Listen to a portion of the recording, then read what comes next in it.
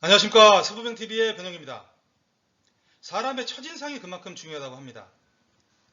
첫인상을 갖다 봤을 때 어떤 옷차림이나 이런 걸 갖다 보고 그 사람의 어떤 경제적인 상황이나 상태를 갖다가 가름할 수 있다고 합니다. 기업도 그런 입장에서의 기준은 기업의 재무 상태표가 아닐까라는 생각을 합니다. 즉 오늘은 법인 상담 시에 어떤 법인 재무 상태표에 관련된 이해와 그에 따른 분석 관련된 내용을 말씀을 드리도록 하겠습니다. 한번 돌아보겠습니다.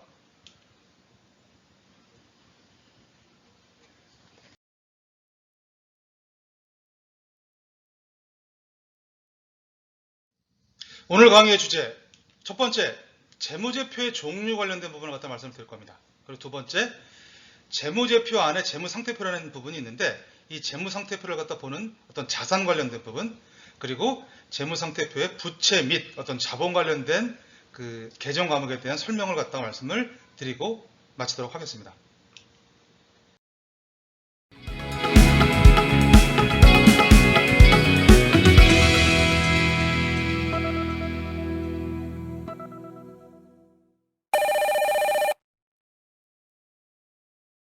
질문입니다.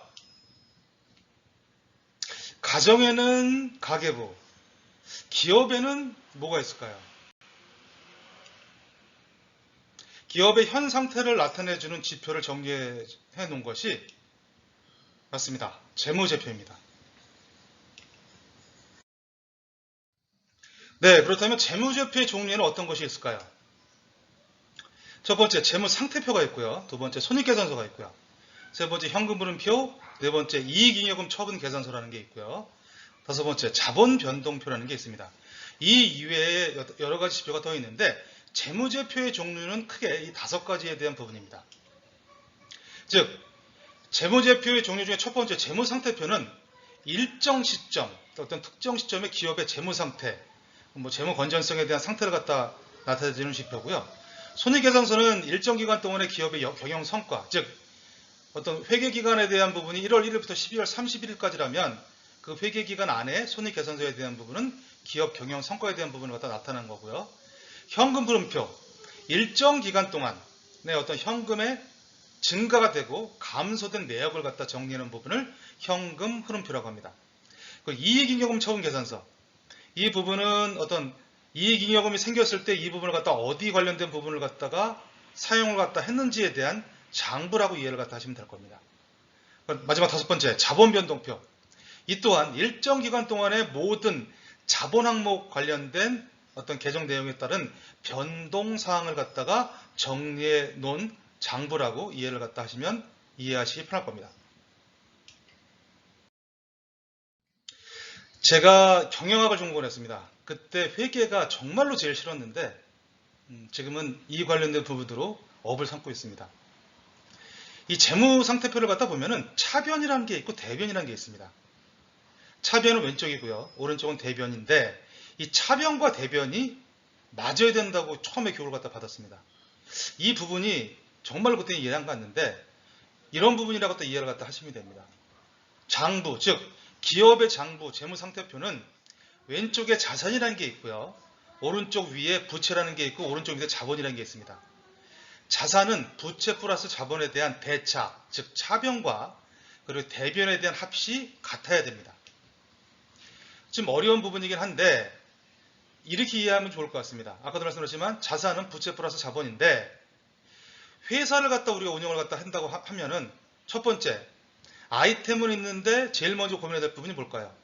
어떻게 돈을 갖다가 끌어올지에 대한 부분을 갖다가 고민을 갖다 해야 될 겁니다. 그게 주주들이 투자를 갖다 해서 자본금이 되는 부분이 있을 수 있고요. 은행에 돈을 갖다 빌려서 관련된 부분을 하기 위한 자본으로 쓰기 위한 부분이 있을 수도 있습니다. 즉 어떻게 돈을 모아서 이게 부채가 됐든 자본이 됐든 그리고 이 모은 돈을 가지고 어디, 즉 무엇에 투자를 갖다 해서 이게 자산 항목에 대한 부분이라 이해를 갖다 하시면 됩니다.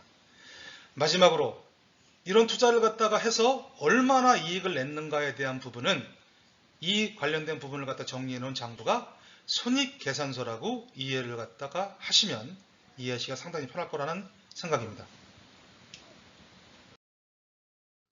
그렇다면 자산 관련된 내용을 천천히 한번 설명을 드리도록 하겠습니다. 자산엔 뭐가 있을까요? 자산은 기업이 현재 지금 소유하고 있는 재화 및 채권을 자산이라고 합니다. 즉 차변, 왼쪽 관련된 부분에 있어서 이 내용을 갖다 정리하는데, 이 자산은 유동자산이라는 게 있고요. 그리고 비유동자산이라는 게 있습니다. 이거에 대한 구분은 어렵지 않습니다. 유동자산은 기업이 현 시점에서 우리 자산을 갖다가 어떤 일이 있어서 이걸 갖다가 매각을 한다, 판다 했을 때 1년 이내에 현금화 자산이 가능한 부분을 유동자산이라고 하고, 1년 이내에 현금화 자산이 가능하지 않은 자산을 비유동자산이라고 이해를 갖다 하시면 됩니다. 그래서 이 유동자산에는 당좌자산이 있는데, 이 당좌자산도 대표적인 부분이 외상매출금, 대손충당금, 주임종 단기채권이 있습니다. 이 주임종 단기채권은 줄임말입니다. 주주, 임원, 종업원들에게 빌려준 1년 미만의 단기 예금을 주임종 단기채권이라고 하는데, 대부분 이 부분은 이후에 설명드리겠지만 이 관련된 부분은 가지급금에 대한 부분이라고 이해를 갖다 하시면 됩니다. 즉 유동자산은 당좌자산과 재고자산을 나누는데, 첫 번째 당좌자산에 대한 부분은 말씀을 드렸고, 두 번째 이 재고자산은 자산을 갖다가 어떤 현금이 아닌 제품, 상품 이런 관련된 부분으로 보유하고 있는 부분을 재고자산이라고 합니다. 이 반제품, 제공품, 원제품, 저장품을 재고자산이라고 하는데, IMF 때가 이 흑자도산이라고 얘기를 갖다 많이 했었습니다. 이 관련된 부분이 현금성 자산은 없는데 회사가 도산이 됐는데 이 재고자산 관련된 부분만 남았다고 해서 흑자도산이라고 얘기했던 부분이 기억이 납니다. 당좌자산은 첫 번째 외상매출금. 이 외상매출금은 매출 채권에 대한 금액, 앞으로 받을 금액이죠. 그리고 증서가 없는 장부상의 채권으로 강제력이 없습니다. 이 관련된 외상매출금은 회수 불가능한 경우에는 이 부분을 대손충당금으로 처리를 갖다가 많이 합니다. 두 번째, 대손충당금은 받으러옴, 회사 입장에서 받으러옴, 매출을 갖다 했는데 돈을 갖다 안 받은 외상매출금, 그리고 빌려준 대여금 등 채권에 대해서 회수 불능 추산액을 갖다가 대손충당금이라고 합니다. 그리고 주임종 단기채권, 즉 아까도 말씀드렸던 것처럼 주주임원 종업원에게 빌려준 1년 미만의 단기 대여금을 주임종 단기채권이라고 하고, 어떤 회사의 재무상태표에 보면 가지급금이라고 하는 데도 있고요. 이 관련된 부분을 일반적으로 대표이사의 가지급금을 이 계정으로 많이 집어넣기도 합니다. 재고자산은 아까도 말씀드렸던 것처럼 이런 어떤 특징이 있습니다. 이 부분을 유동자산이라고 합니다. 그렇다면 비유동자산은 뭐가 있을까요? 첫째, 투자자산, 두 번째, 유형자산, 세 번째, 무형자산이 있는데, 유동과 비유동의 자산, 그렇죠? 비유동 자산 첫 번째는 기업의 영업활동이 아닌 영업 외 활동, 즉 투자 목적을 위하여 보유하고 있는 자산, 장기성 예금, 유동자산에 속하지 않는 금융상품으로 어떤 사용에 제한이 있는 예금을 정기성 예금이라고 합니다. 두 번째, 유형자산. 이거는 말 그대로 외형으로 식별할 수 있는 물리적 형태를 갖춘 자산을 유형자산이라고 합니다. 법인 명의의 어떤 토지, 건물, 유관으로 식별할 수 있는 부분을 유형자산이라고 하는데, 어떤 회사의 사업 활동에 사용하는 토지, 투자 목적으로 토지는 투자자산으로 분류가 되는 부분인데, 이 관련된 부분에 있어서 유형자산의 토지, 건물을 이렇게 구분을 갖다 하고요. 마지막으로 무형자산. 제조업에서 이런 부분이 많이 갖고 있긴 한데, 영업권, 그리고 산업자산권, 개발비, 소프트웨어 등을 이 관련된 부분이 법인 명의로 되어 있는 부분을 갖다 무형자산이라고 합니다. 말 그대로 이건 유형자산이랑 틀리게 보이지 않는 부분이라고 또 이해하시면 되는데, 이 대표적인 게 제조업에서 산업자산권, 지적재산권, IP라고 하는데, 이 부분을 무형자산의 산업자산권이라고 합니다. 일정 기간 동안에 독점적, 배타적으로 이용할 수 있는 권리, 특허, 어떤 상표, 실용실황 관련된 부분을 무형자산이라고 이해를 갖다 하시면 됩니다.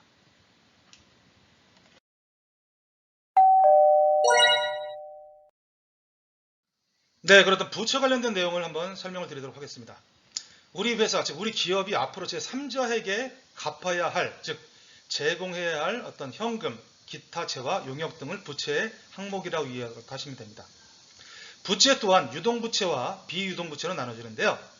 이거에 대한 기준은 유동부채는 재무상태표일로부터 1년 이내에 만기가 도래해야 하는 부채를 유동부채라고 합니다.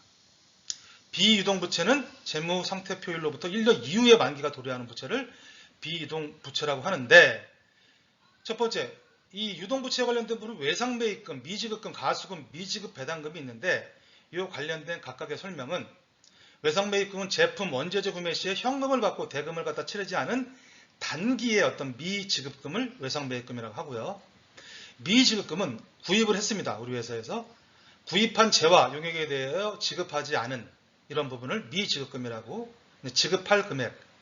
가수금은 현금의 어떤 수입을 일시적인 채무로 표시하는 계정 과목, 즉 대표가 법인에 대표 개인 자산을 갖다 빌려주는 부분이 특히 가수금 항목에 많이 좀 잡혀 있는 부분입니다. 미지급 배당금, 주주총회에서 배당을 갖다가 결의를 갖다 했습니다. 근데 배당이 결의된 배당금으로 아직 법인에서 그 주주한테 지급되지 않은 금액을 미지급 배당금이라고 합니다. 비이동부채에는 퇴직급여 충당부채라는 부분이 있습니다. 이 직원들에 대한 어떤 퇴직금 관련된 부분을 회사 입장에서 이 부분이 지급이 됐으면 지급이 됐다고 자금부정리를 갖다 할 텐데 지급이 되지 않은 거예요. 즉 지급이 되진 않고 비용 처리, 종업원에 대한 근로자에 대한 어떤 퇴직금에 대한 부분을 기본적으로 비용 처리를 갖다 미리 했지만 지급하지 않은 그 퇴직금 관리 계정에 그 재무상태표에 부채로 포함된 부분을 비이동 부채라고 이해를 갖다가 하시면 됩니다. 퇴직급여 충당 부채도 2015년 기준으로 했을 때 사내 퇴직금 관련된 부분에 사내 유보를 갖다 하지 말고 사회 유치를 갖다 해라는 어떤 목적으로 2016년부터 그 금액에 대한 비율이 점점 줄어들었던 그런 어떤 규정도 있었습니다. 네, 그렇다면 마지막으로 재무상태표상의 어떤 자본 항목 관련된 내용을 마지막으로 하고 마치도록 하겠습니다. 즉, 이 관련된 설명은 사업을 위해서 출자한 금액과 그에 따른 어떤 이익잉여금의 합을 자본이라고 합니다. 이 자본에는 자본금이 있고요, 이익잉여금이 있습니다. 자본금은 기업의 출자자가 기업에 출자한 금액을 자본금이라고 합니다. 보통 어떤 주주들이 출자한 금액을 자본금이라고 하고요. 이익잉여금은 영업활동, 즉 재무활동 등 기업의 이익 창출활동에 의해서 획득한 이 관련된 부분을 이익잉여금이라고 합니다. 즉 이 이익잉여금은 배당 재원으로 활용이 좀 가능한 부분이 있는데요. 재무상태표를 갖다가 제일 먼저 봤을 때 이 부분을 갖다 보면은 또한 이 회사가 배당을 했는지 안 했는지가 또 나옵니다. 재무상태표상의 자본 항목에 이익준비금이라는 내용이 있으면 이 회사는 배당을 하고 그리고 할 예정인 회사라고 이해를 갖다 하시면 됩니다. 배당을 하게 되면 예를 들어서 우리 회사의 자본금이 5천이라고 한다면 배당을 쭉 안 하다가 하게 된다면 자본금 5천에 50%가 될 때까지 배당금의 10%에 대한 부분을 적립을 갖다가 해야 됩니다. 즉 이익준비금은 배당 실행 시 배당금액의 10%, 최대 자본금의 50%가 될 때까지 배당 시마다 적립이 필요한 부분이 이익준비금인데 이익준비금이 재무상태표상에 있다면 배당을 하고 있는 업체라고 이해를 갖다 하시면 됩니다. 기업에 유보되어 있는 이익 중 법률에 의하여 강제로 적립되는 법정준비금이 이익준비금이라는 말씀을 다시 한번 드리고요. 미처분 이익잉여금, 즉 이 미처분 이익잉여금은 많으면 많을수록 회사에서 좋은 점도 있고 안 좋은 점도 있습니다. 근데 미처분 이익잉여금 자체가 저는 이렇게 생각합니다. 살이 많이 쪘으면 다이어트를 갖다 해야 되는 것처럼 미처분 이익잉여금 자체가 일정 수준 정도를 갖다 유지를 갖다 해야지 이 부분에 대해서 처리를 갖다 안 하게 되면 살이 찌고 동맥경화가 오고 많이 아픈 법인이라고 이해를 갖다 하시면 됩니다. 즉 영업 활동을 한 결과 얻게 된 순이익금 중에서 임원의 상여금 그리고 주주의 배당 등의 형태로 처분되지 않은 부분을 갖다 미처분 이익잉여금이라고 하는데 최소한 20억, 많으면 많을수록 회사 입장에서는 좀 고민해야 될 부분이 많다는 생각입니다. 즉 그래서 법인 컨설턴트 같은 경우는 이 미처분 이익잉여금 자체가 많고 배당 이런 부분이 안 돼 있는 그런 사업자 같은 경우는 특히 도움을 갖다 드릴 부분이 많다는 결론입니다. 네, 오늘은 뭐 다들 알고 계시는 부분일지 모르겠지만 재무제표상의 재무상태표 관련된 자산, 부채, 자본 항목 관련된 부분을 말씀을 드렸습니다. 네, 남은 주말 잘 보내시고요. 또 좋은 내용으로 찾아뵙도록 하겠습니다. 감사합니다.